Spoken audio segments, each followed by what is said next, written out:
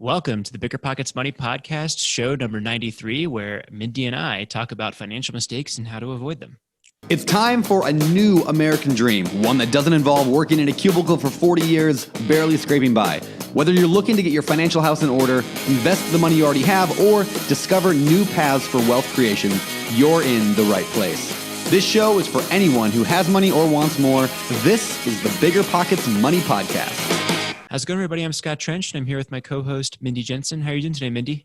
Scott, I'm having a fantastic day. I'm very excited about today's episode because it was inspired by an article that I read online called the $51,000 mistake that thousands of retirement savers have already made. And what the article, we'll link to that in the show notes today, which can be found at biggerpockets.com/moneyshow93. But what that article basically says is when you raid your retirement account to pay off debt, the small amount of money that you're taking out now no longer has the chance to grow and can cost you exponential funds in the future by not being able to grow. So basically, don't raid your retirement account when you're trying to pay down debt. Instead, find another way because, the power of compound interest. And I don't really think we need to get into that so much.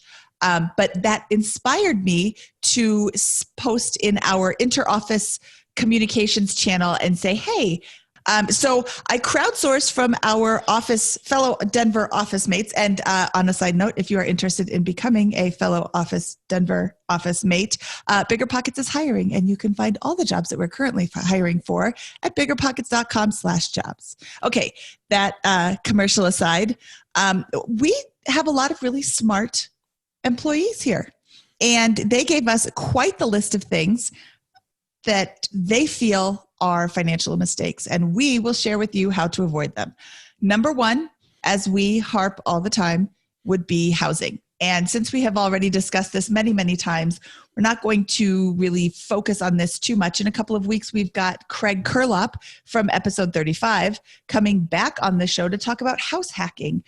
Scott, you have been house hacking in the past. Why don't you tell us what house hacking is?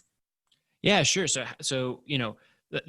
the main theme here is that a big mistake people make is they'll buy too much house, and that will commit a lot of their accumulated life savings and a large amount of monthly cash flow, making it very difficult to build wealth in other places. House hacking eliminates that problem. It's the act of buying a place with extra bedrooms or duplex, triplex, or quadplex with extra units, renting those units out in such a way that they might cover the mortgage or even generate a cash flow for you while you live there. So it removes the financial burden of housing and places it on tenants or other people who are inhabiting the property and renting from you so that you can live for free and make money and produce an investment return from your housing. Yes. Now, just like we said in the beginning, or just like Scott said in the beginning, you become house poor when you buy too much house. Make sure that you can comfortably afford the entire mortgage payment before you get yourself into this house hacking situation. It's not going to do you any favors to have a house that you can barely afford and then also nobody wants to live there, or all your tenants leave at once, even though you've got a lease, and you should have a lease when you are house hacking. Even though you have a lease, that doesn't really stop a tenant from just not paying you. So you definitely want to be able to afford all of that on your own. It's just really nice to have somebody else make the payments for you. Yeah, buy from a position of financial strength, right? That means you spend less than you earn, and you've got $10,000, $15,000 at least, in addition to the down payment, closing costs, and any expected repairs you're going to make in the first year of homeownership. That's how you protect yourself from that downside. But we have a lot of information on housing on episodes. We had 2 episodes recently, 88, 89.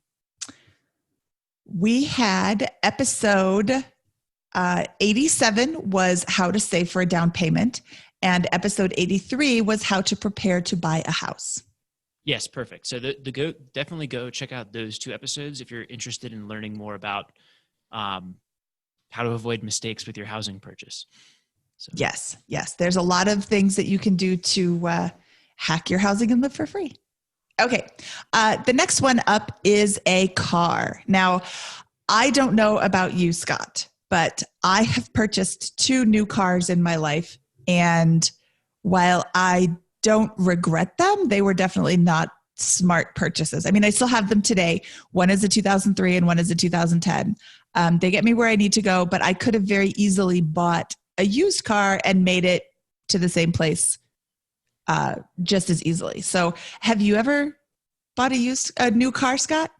So yeah, I did. I bought a new 2014 Toyota Corolla. And like you can make worse financial mistakes in life, as I'm sure we've heard over the course of 100-ish episodes here on BiggerPockets Money. The fact of the matter is that cars lose about, on average, 60% of their value over the first 5 years of ownership.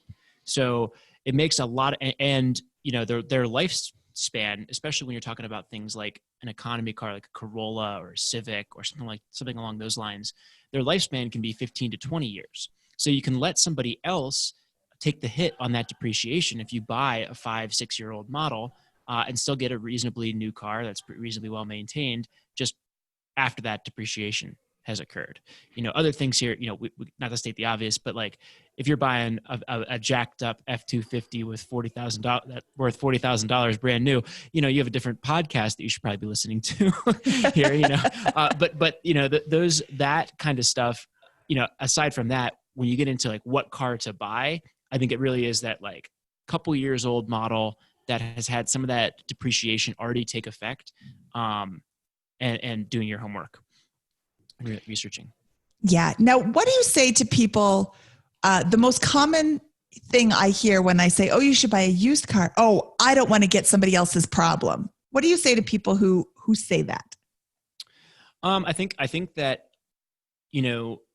avoiding somebody else's problem in this context is a very expensive solution. It's a game of probabilities here, which is all of life and all of this finance stuff. Things can go wrong with a new car. Things can go wrong with somebody else's car. Somebody could have been in an accident or not reported something or not taken care of something or not changed the oil. But on the flip side, if you buy a new car, I bought a new Corolla, right? In the first year of ownership, I get rear-ended at a red light, right? Thousands of dollars of value on my Corolla are destroyed. And that's an equivalent opposing risk, I think, to buying a used car, right? If I'd bought a used car that already had some of that depreciation, that hit that I would have taken value would have been, I think, dramatically different to my car than if I had bought it new. So I think that there's a bunch of trade-offs here. And, from all I can see, a lot of that trade-off seems to be weighted, from my experience, at least owning a Corolla, a lot of that advantage seems to be weighted in favor of owning that used car, right? Here are some additional disadvantages besides the depreciation that I instantly take after driving it off the lot, right? I'm losing 40, 50, 60% of my value over the first 5 years. I am paying higher registration fees to register my vehicle in Colorado as a new vehicle. I paid a premium for my license plate tags and such. In the first couple of years of ownership, those have drastically declined here in the city of Denver. Insurance rates go down to insure their vehicle because it has a lower value over time. So there's a whole bunch of advantages that I think largely offset some of that risk that the previous owner didn't change the oil or is lying to you and committing fraud. I agree, and I have an example that I like to share. I think that it is, I don't think it's outside the norm. I bought an Acura Integra from the second owner of the car. I knew he was meticulous in taking care of the car because he was a friend of mine. But, you can tell that the seller is selling you a meticulously cared for car when they give you a stack of papers this big with all the receipts for all the work they've ever had done on the car. So that right there, if they've got all the receipts, that's a great way to kind of hedge your bets. I bought this car for $2,500. I drove it for 100,000 miles and I sold it for $2,000 or $1,500. I can't remember how much I sold it for, but I sold it for like way more than I thought I would be able to sell it for after getting $100,000. I'm sorry, 100,000 miles out of it. That was worth, and it still starts. It flooded, like the whole car flooded and it still started. It was a great, great, great car. And I would buy those again. You know, that's Acura is a Honda product. And I think Hondas and Toyotas are a really great hedge against your car bets. Yeah. Was this like the star attraction of the parking lot wherever you drove it?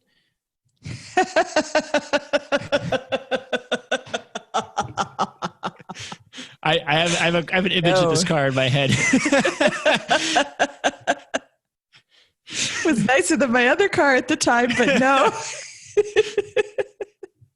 Yeah, I think that's a theme here, right? Is just like, if you're going for the great looking car, you know, this financial independence journey might just be a little more difficult for you. Yeah. So in high school, I won third place in worst car at school.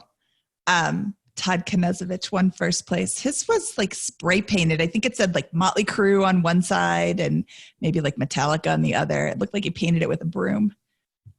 So Todd, you rightfully won, but you know, I wasn't that far behind. Okay, let's move on to relationships. Yeah, this is a huge, so, you know, housing and transportation, obviously two big line items in the budget, but relationships, it seems like has been a real central theme to to a lot of the conversations that we've had with guests on the Money Podcast over the years here. And, you know, we have a number of challenges that come up, you know, in relationships. Where do you think we should start, Mindy? Well, when I asked all of the Denver peeps for examples of financial mistakes and how to avoid them, they did not disappoint. The first thing on the list was engagement rings. And this is actually a dig at you, Scott. You had literally gotten engaged the night before. So congratulations to Scott and Virginia, who will make a delightful couple and be happy forever. And while this teasing was aimed at Scott, there's a lot of truth in this. You know, a diamond is forever and you should spend 2 months on your engagement ring, a 2-month salary on your engagement ring, and it has to be a diamond. This whole thing came up in 1947. De Beers was sitting on just a giant pile of diamonds, which was going to devalue, you know, the law of supply and demand. Oh, this is going to devalue the diamonds. Let's make them rare. So they locked away a bunch of diamonds. They came up with the slogan. In 1947, 10% of engagement rings were diamonds. By 1990, 80% of engagement rings were diamonds. And, you know, I'm not dogging on diamonds. I have a diamond engagement ring. I love it. I think it's beautiful. But this concept that you have to save 2 months' salary to pay for a ring is absurd. You can get very, very good quality fake diamonds, like cubic zirconia. Who knows? Who can tell the difference between a cubic zirconia and a diamond by looking at them? Nobody except a jeweler. And do you know how many people have come up to me and said, excuse me, let me see if your diamond is really a diamond or if it's a cubic zirconia? 0. And I've been married since God was a boy. So it doesn't matter that you have a diamond on your finger. And it's so stupid to pay so much money for something, especially when you can't afford it. Now, Scott, you did recently get engaged. Care to chime in on this? Yeah, you know, I think one of the things that, you know, people gloss over on this is that, you know, a key to it is making sure that you're, you know, for me, the man, that my fiance is happy with the ring that we is chosen there. So I did not spend, I spent much less than 2 months salary on the engagement ring. So I didn't go, you know, overboard with that. But some things that I did do is, you know, a diamond was something that we discussed that we wanted to do. And, you know, a good solution, alternative to the really expensive diamonds is these synthetic lab created diamonds. They're real diamonds. They're just created in a factory setting. So you can get some really good color, some good clarity, good cut, those kinds of things for a little bit less of a price. And as a bonus, nobody is dying to harvest these diamonds from, you know, other countries. So, you know, it's a really good kind of moral and financial way to get a little bit better of a deal, I think, on an engagement ring. I saw a tip online. I didn't verify the authenticity of this claim, but I mean, it sounds good. I saw a tip where if you get a created white sapphire, it is a rock that is second only to diamonds in hardness, and it looks just as beautiful as a diamond. It is almost free. I think they said you could get like a nice 1 carat for like $200. I don't know that I would have taken this same advice 1,000 years ago when I was getting engaged, because I didn't even have the internet barely. When I was getting engaged, I didn't know that this was like created, and, there wasn't all that information on the blood diamonds, and, we could harp on this forever, and I don't want to, but if you are just starting out, if you are in a relationship and the ring is more important than the marriage, there's a problem. Yeah, I agree. I think that just, a key here, a theme across all the problems that come up with the relationships, just being on the same team, being very clear about what your goals are as a couple and what you're trying to get to. And, if a really expensive engagement ring is what, one partner wants, then the other partner, I think, needs to, understand, hey, is that tenable? Is that okay? And don't go into debt to get an engagement ring. That's not the great way to start marriage. Perfect. Yeah, I think that's a great rule. And I think you can apply the same concept to weddings. We're full throttle here, picking venues and all that kind of stuff with our wedding right now. So you could spend $100,000 on your wedding. Are you going to have a better marriage because you spent $100,000 on your wedding and I only spent $5,000 on mine? No. You may not even have a better wedding. It seems like a lot of the good or bad wedding stuff here has to do with, political family dynamics the day of. You know what? That's a really good point. Spending all this money on your wedding venue and on your wedding and having the perfect flowers and having the best bridesmaids dresses and all of that doesn't change the fact that your mom hates your Aunt Sally and they're going to fight at your wedding. So spend a lot more time on on the guest list, who you want there. What do you want? It is your wedding. Mm-hmm. And spend a lot of time on the wedding that you want within reason. Yeah. And then the last thing here on the wedding and engagement side is the concept of the prenup, the prenuptial agreement, where you discuss assets and money with your partner before things. And, I think Aaron Lowry put it perfectly I can't remember what episode it was, but 81. In episode 81. Yes. Thank you, Mindy. Where you don't get insurance for when your health is good, and if things go poorly, a set of rules similar to a prenup is going to govern how assets and money are going to be determined in the relationship. It's just a question of whether you want those rules to be determined by the state, which could be really ambiguous depending on your circumstances, or if you want to just hash it out ahead of time in a fair and appropriate manner. So I think that's, the last concept to go in there on the wedding side of things. Let's talk about after the wedding, Scott. Let's talk about having kids. Yeah. So the title of this episode is Financial Mistakes and How to Avoid Them. And having kids is not a financial mistake, but it is definitely a financial drain. We've all read the articles. It's going to cost $280,000 to raise your kids from 0 to 18. If you buy them everything they ever want, it doesn't cost $200,000 to raise the average kid. And yes, there are always outliers. There are, kids who have medical issues. There are kids who, actually, that's kind of the only outlier. If your child has medical issues, I don't really consider that to be the cost of raising a child, but I guess you really should. Anyway, just having kids in general is expensive. It's more expensive than not having kids. And not having kids is really easy. Scott, do you know how babies aren't made? I know how babies aren't made. And if you don't, there's a lot of information if you Google it. Don't Google it at work because you'll probably get some not safe for work information as well. But there is definitely a way to not have a baby or to significantly increase your chances of not getting pregnant. And if you don't want to have kids when you're 20, that's a really good time to not have kids. If you don't want them when you're 30 or 40, that's a really great time to not have kids too. But, being financially unstable is one of the worst times to have kids. Yeah, I couldn't agree more. And I'd also say in that same vein that obviously in a relationship, both partners need to be on the same page about when and how many kids are going to be coming along. Yeah. And you know what? I would say have that conversation before the engagement ring conversation. That's right. Because, it's perfectly acceptable to not want to have kids ever.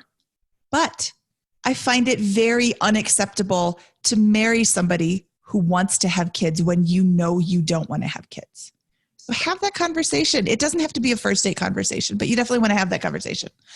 On a similar note, pets can be a major financial drag. And thank you for opening that can of worms, Scott. Getting a pet is a choice, right? That is, you know what? I'm going to say it's a privilege. A privilege, yes. It is not a choice. It is a privilege to have a pet. And we are not saying that pets are bad. We are saying if you can't afford all of the vet bills and all of the taking care of this animal, then you have no business having an animal at this time. Yeah, it is a financial mistake that can really drain you, especially if you do want to pay all the vet bills. Your dog has cancer. Oh, I'm going to go through chemotherapy, but now I can't make my house payment.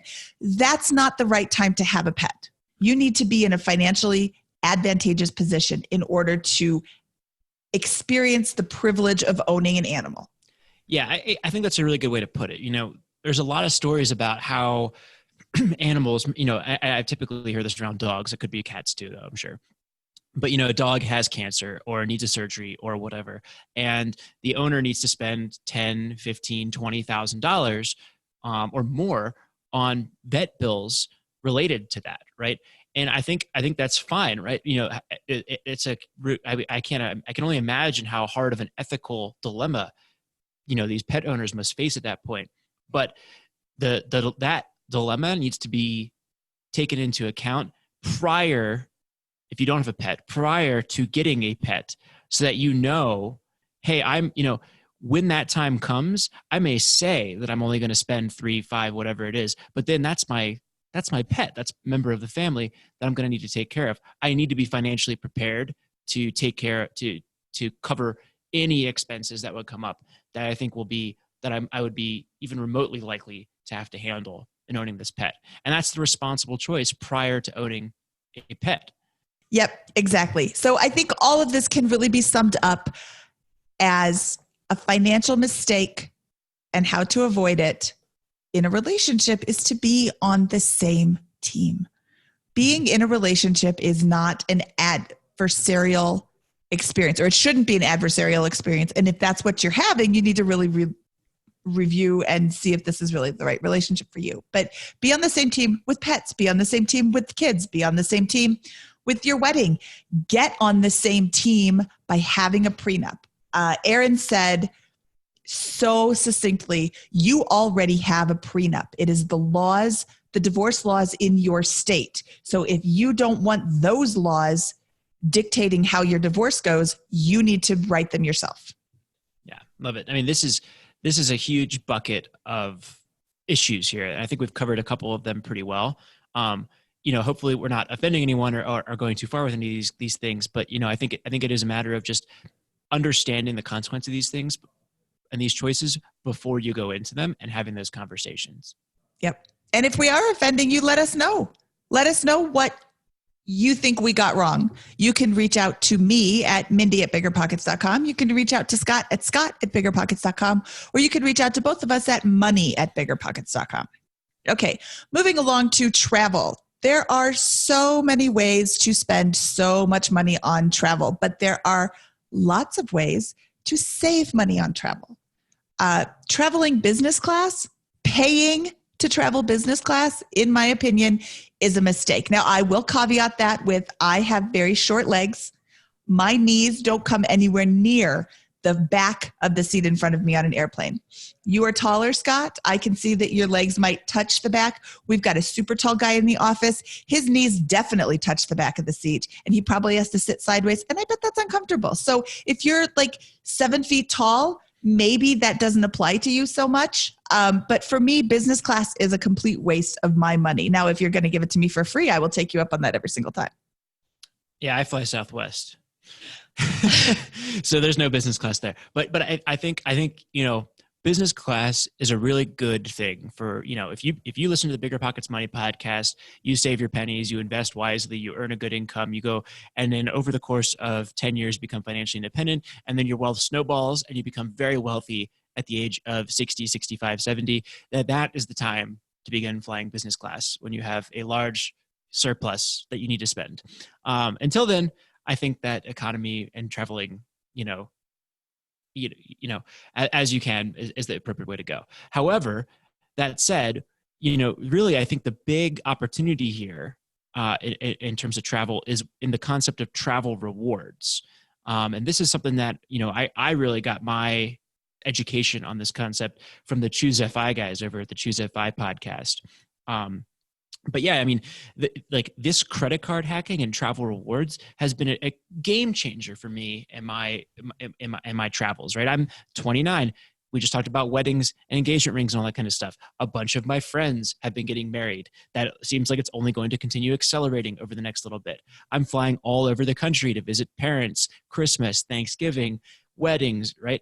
And those are things that I really think would be difficult to avoid from, if I want to maintain my personal relationships and friendships. The Southwest Companion Pass, which I got by travel hacking, getting 2 different credit cards, one that gave me 50,000 points as a signing bonus, and the other that gave me 60,000 points as a signing bonus, which gets me to 110,000 Southwest Air points, which gets me the Companion Pass, which allows me to bring Virginia, my fiance, for free every time I book a flight, has saved me thousands of dollars over the last year and a half. And that kind of travel hacking can really make a big difference for people who do need to travel, which I think is an increasingly large segment of the population these days.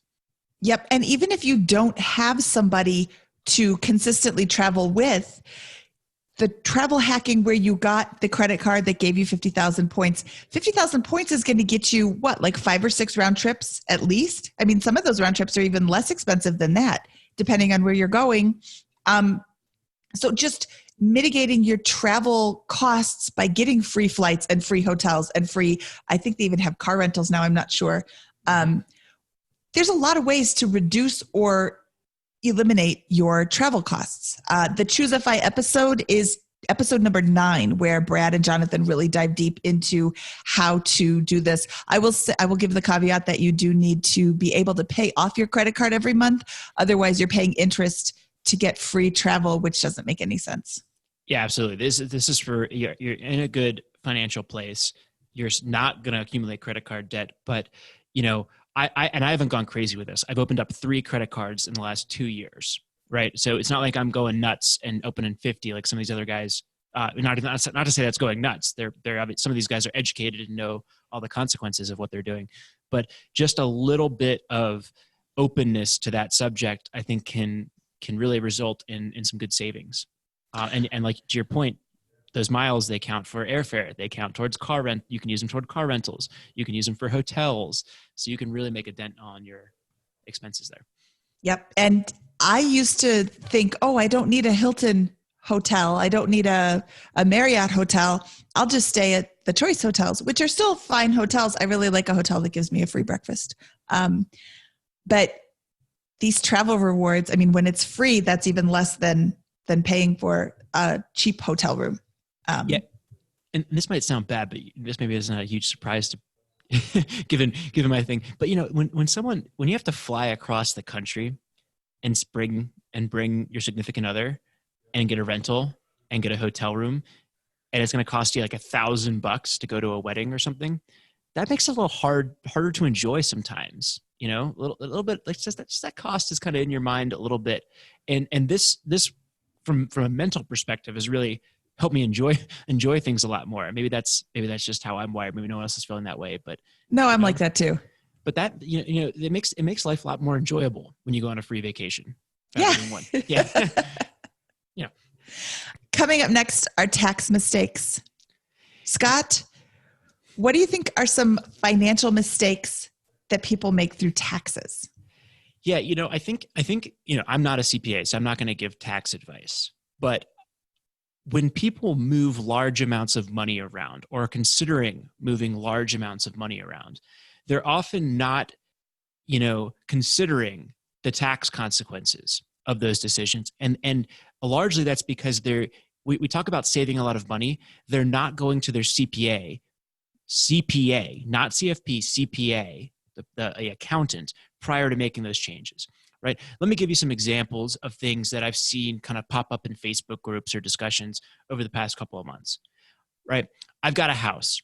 I'm pretending to be somebody, right? And I've lived there for 4 or 5 years. I'm considering keeping it as a rental, right?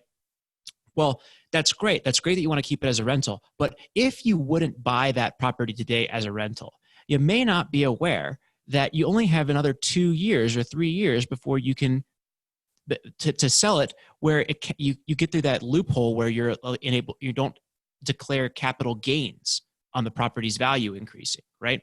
And that can be a huge advantage to selling a home that you've occupied rather than keeping it as a rental over time, right? And I'm not saying you should or shouldn't. I'm saying that if you're not including your CPA in that decision, you may cost yourself tens of thousands of dollars or hundreds of thousands of dollars, depending on the value that's at stake there.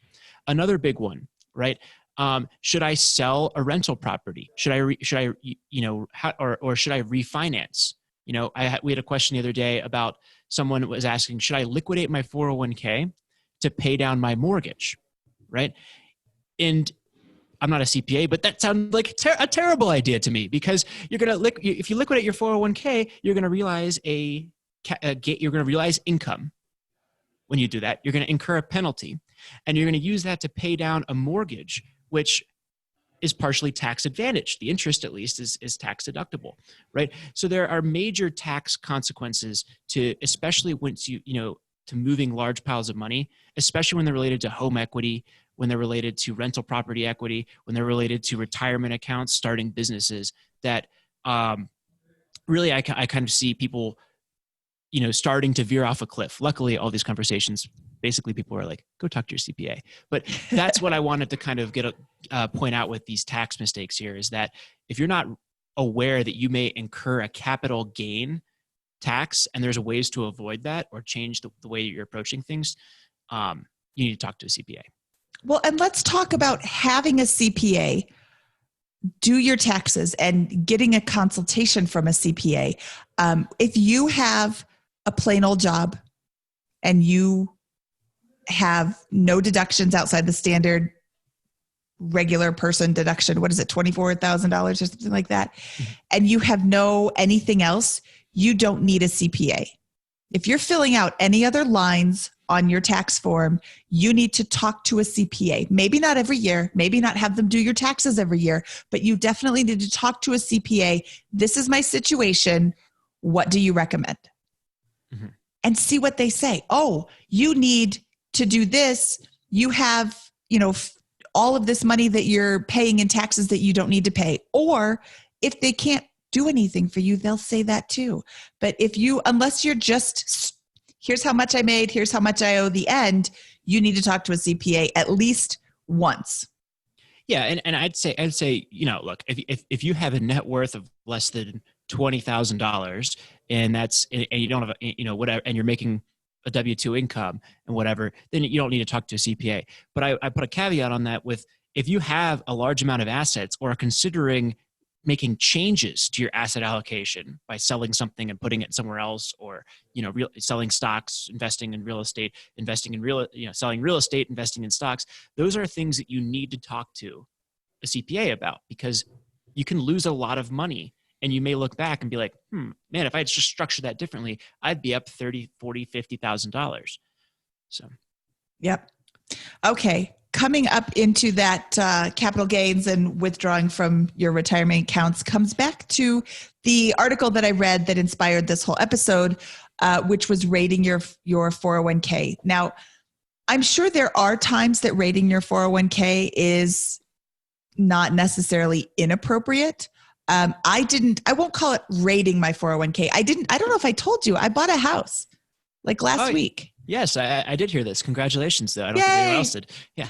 It is a very ugly house. I will be making it look very pretty, and I will be making videos for the BiggerPockets YouTube channel, and you can follow my progress. But basically, I needed to be able to move fast on this house.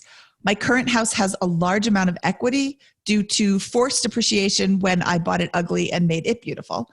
So I borrowed from my 401, or I borrowed from my home equity $200,000. I borrowed $50,000 from my 401k because the 401k that I have allows me to borrow. I have to make payments back.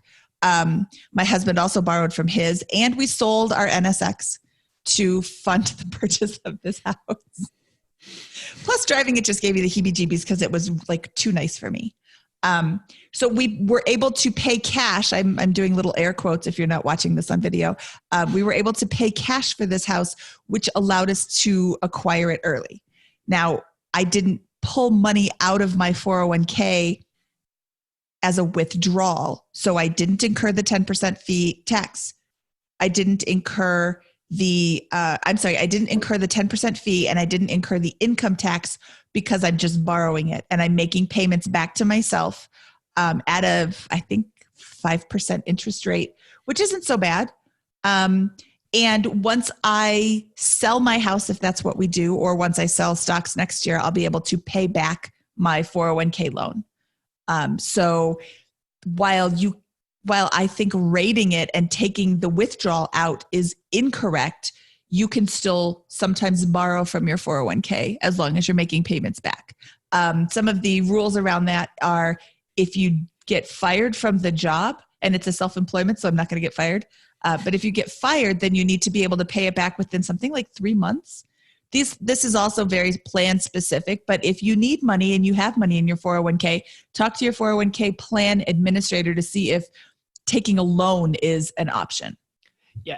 And let me, let me just chime in here with this, that, this is a really tax advantaged, or it appears to be a tax advantaged way to purchase real estate, right? You're not having to sell anything and realize any gains in order to get access to liquidity. You're not having to just leave several $100,000 in your bank account for a very long period of time, not earning a good return, uninvested, in order to purchase real estate. You're taking a HELOC and you're taking a loan against your 401k, right?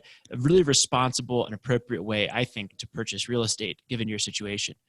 A situation that we hear a lot that I'm a little more averse to is I've got $100,000 in my 401k, $2,000 in my bank account, $2,000 in credit card debt, and I'm going to borrow $50,000 from my 401k to get started in real estate. What do you think? Right? And the answer is, I think that's investing from a position of financial weakness, right? You have a large net worth and are financially independent and are using this as a temporary source of liquidity.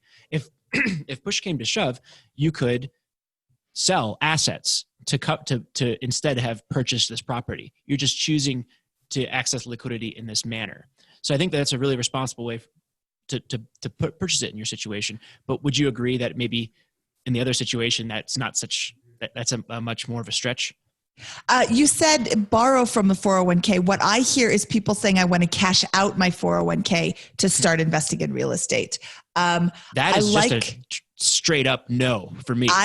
I really hate that. I like borrowing from a 401k as opposed, that's again, really situation specific. If you're able to make the payments back to your 401k, then I don't see a huge issue with it. Okay.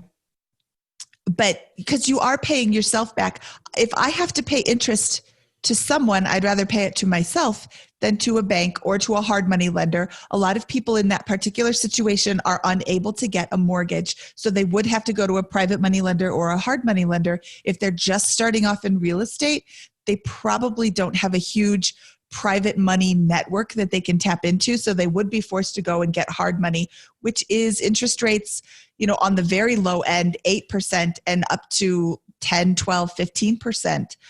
So as opposed to paying 5%-ish to yourself to repay your 401k, as long as you can swing the payments.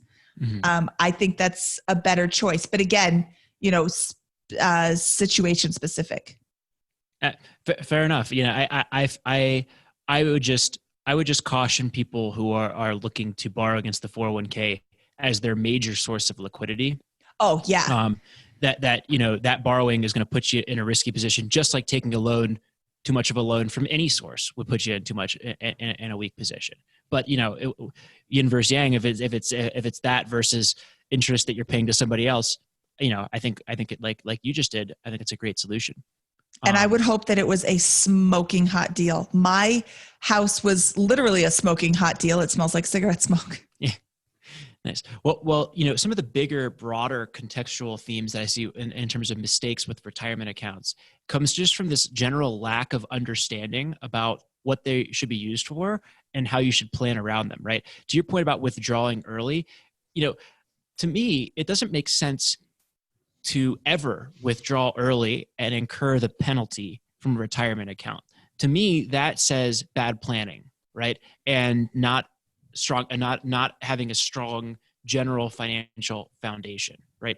And to give you an idea of why this is such a problem, suppose that I have $100,000 in my retirement account, right? And I need to and I want to withdraw the entire balance. Well, several things are going to happen. First, and let's say it's a 401k, tax deferred. First, I'm going to realize that money is income, right? So I'm going to pay taxes on that realization of income. I'm also going to pay a 10% early withdrawal penalty. And I can't quite remember if that penalty is assessed before or after taxes. Do you know that, Mindy?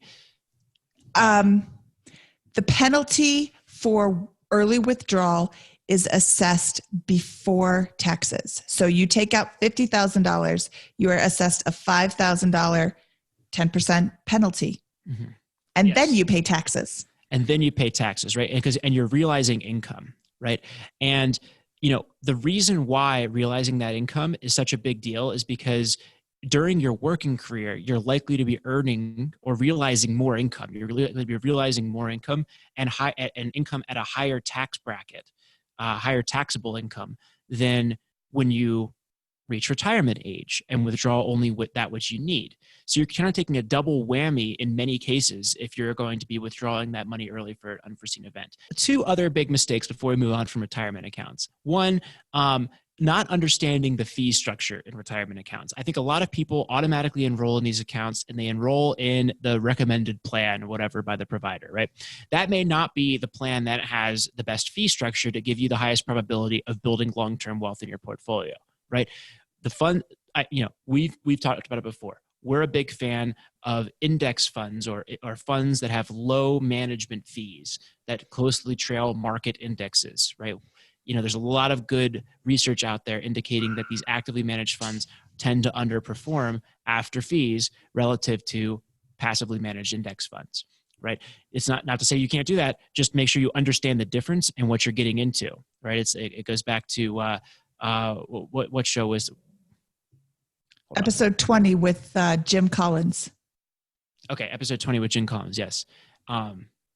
Go back and re-listen to that if you want a better understanding on that concept. And then third, not taking free money, right? There's a match when it comes to 401ks with many employers. There can be. Yes. When many employers will offer a match. And if you're offered a match, particularly one that vests very rapidly, then that can be a really good source of capital. It's going to be very difficult to double your money basically instantaneously in a lot of other investments. Even if you do have high fees that you're investing that money in, you can always roll it over at a later date.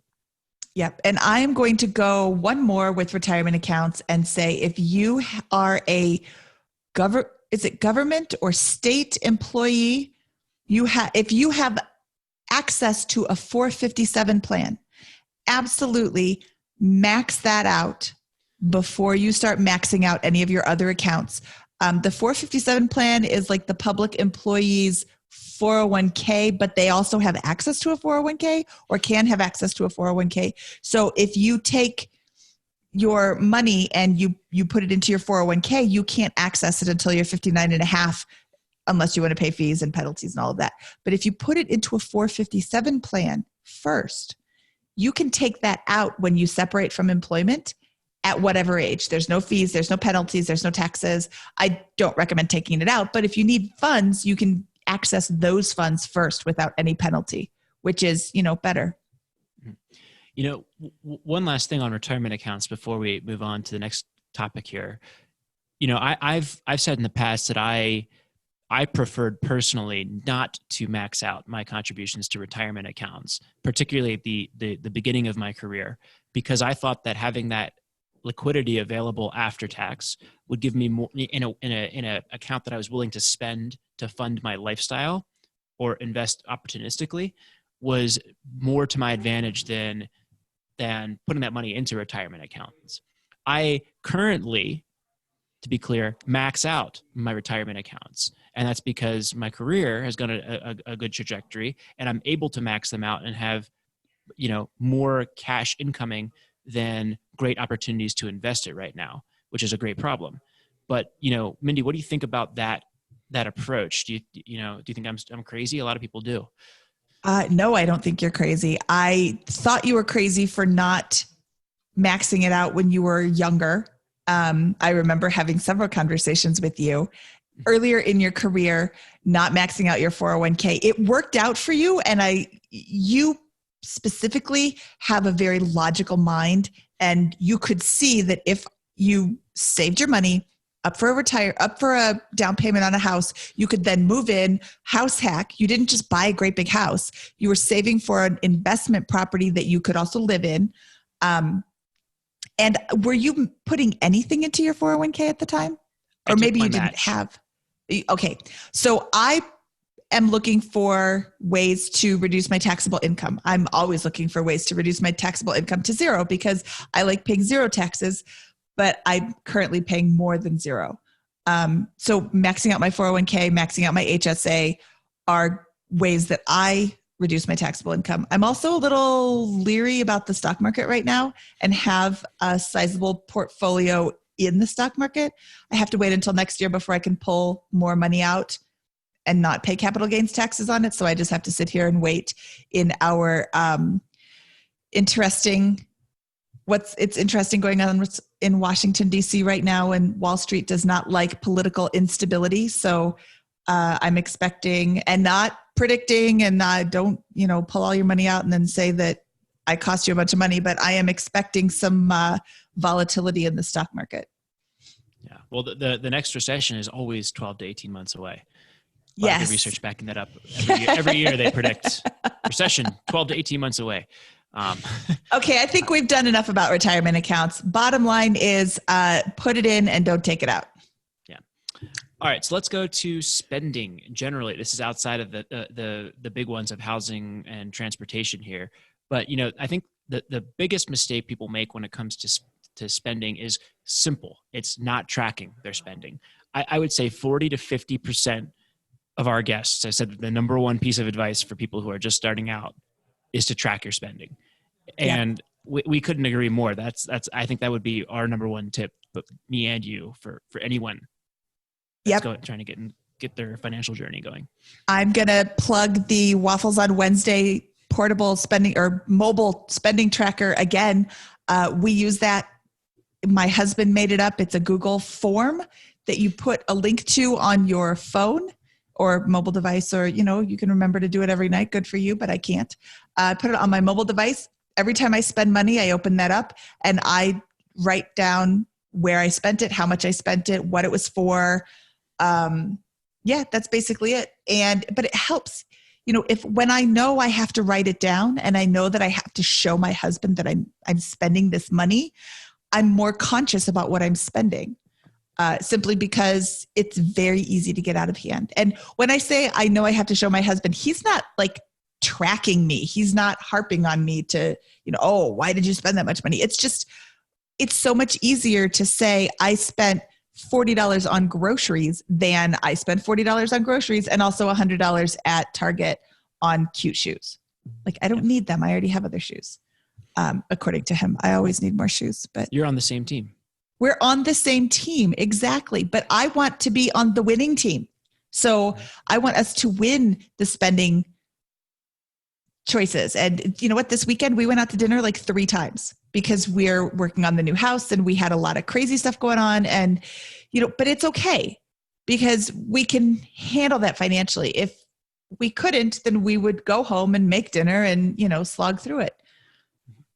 Yeah, absolutely. And, once you've tracked your spending, right, and whatever method is the best for you, the next piece is analyzing that spending, right? And sitting down and looking at where's my money going, right? And, if you look at the average person, 2/3 of their spending is in housing, transportation, and food, right?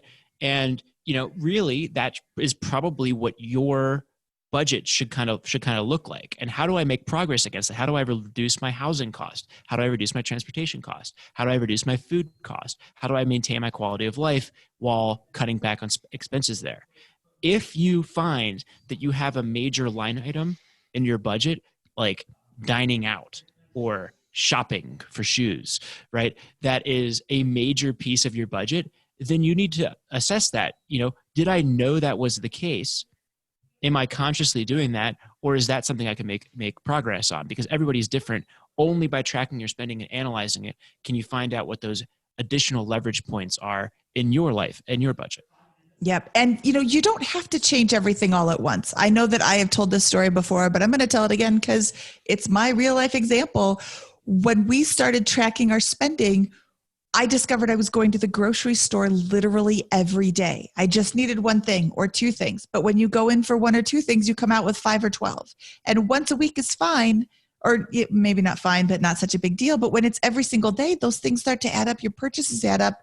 I don't need to go to the grocery store every week. I just need that one ingredient. No, you know what? Make something else. Go to the store and pick up that one ingredient when you're there for other things. You need milk, you need food, but you don't need turmeric. You can just skip it or, make that recipe another time. And the Steve and Annette Economides, the world's cheapest family, goes grocery shopping once a month or something. It was how to cut your grocery bill in half. I can't remember the name of the book. I'll look it up and I'll put it in the show notes, which can be found at biggerpockets.com/moneyshow93. That book changed my shopping life because they go to the grocery store once a month. I don't go to the grocery store once a month. I go more frequently, but that was amazing that you could just plan ahead and reduce your spending. Reduced my spending tenfold just by tracking my spending. And we weren't even going out to dinner that much. We didn't have a lot of other expenses, but the grocery store was eating up every dollar we had. Yeah. Well, no, I think it's a great example. Another good example, for me, every time I do this, and I should do it every month. I do it once a quarter. And I always find, I signed up for this subscription somehow and it's going right from last year or from last month and I don't use it anymore. And I can cancel it just by looking at my accounts, right? It's got to be $1,000 a year across those types of things that I'm able to save. So. Yeah. Oh yeah. As soon as you said that, I'm like, ooh, I have a subscription I need to cancel. Nice. All right. So the last category here before we kind of close out the show here is some of the big mistakes people make around investing as a broad concept. All right. So the last category of financial mistakes to avoid here is these mistakes around the concept of investing. And I think that if we go back to episode 86 with David Stein, that you can, he said something that really stuck out to me is that you need to be able to understand and articulate what it is that you are investing in. And if you can't do that, you maybe shouldn't really be investing in that asset. Not maybe. You should not be investing in that asset. That's right. Yes. Thank you, Mindy. Yes. I'll be very forceful. I can't explain Bitcoin. I don't want to. I don't care about it. I don't find it a viable. And that's the one that I always throw under the bus and I don't care because I don't like it. So I will throw it under the bus. You can send me an email at scott@biggerpockets.com.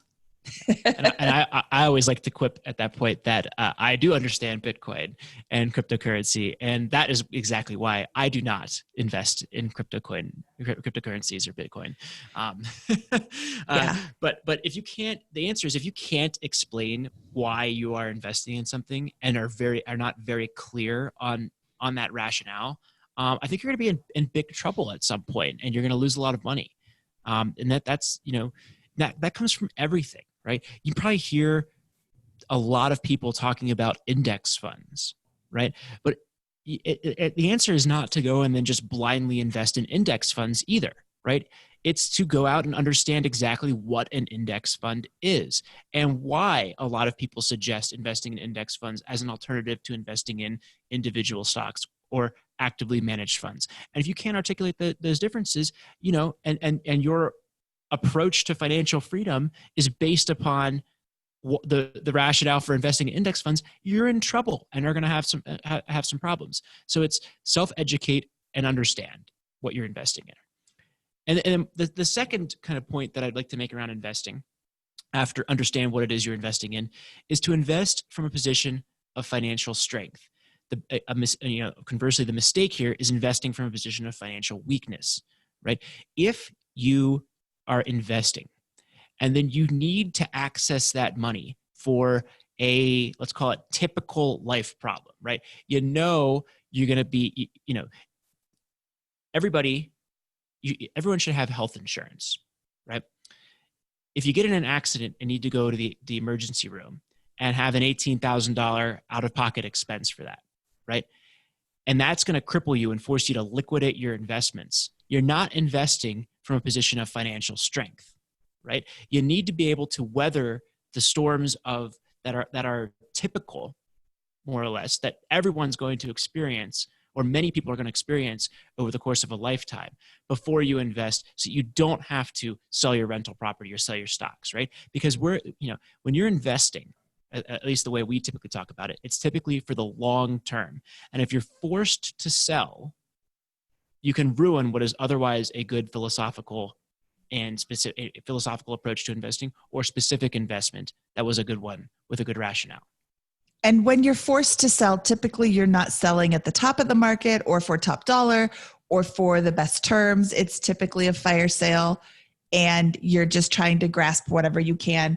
I see frequently that you're selling and breaking even, maybe even making a small return on the positive end, or making a really bad return on the negative end. Remember in 2008, 2009, 2010, people just fire sold their properties because they couldn't afford to keep them. We live in an area where there is a thriving vacation area not too far away from us in the mountains, the ski resorts and things like that. And I remember coming out here and looking at the properties. All my money was tied up in one property that I was flipping that was my own personal disaster, with multiple exit strategies. So I didn't have to, sit there and sell it for nothing. But up in the mountains, there were lots of properties. I mean, I saw one, it was like $400,000. It didn't have a kitchen, but all the cabinets were in the garage. It needed appliances. It was easily $1 million house that needed $100,000 worth of work, but it had to be a cash offer. You had to close within like 2 weeks, and I didn't have it. And, I'm sad for the people who were losing it. I'm very pleased for the person who was able to get it, but it was definitely, they were losing a lot of money on that house. No.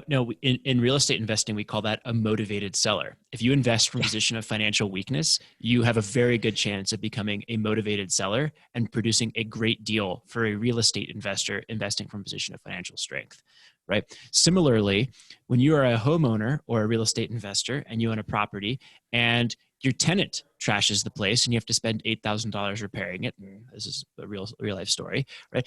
Some people, the unprepared investor who has no savings and is barely breaking even on the property is going to call that use a term disaster to describe that situation, right?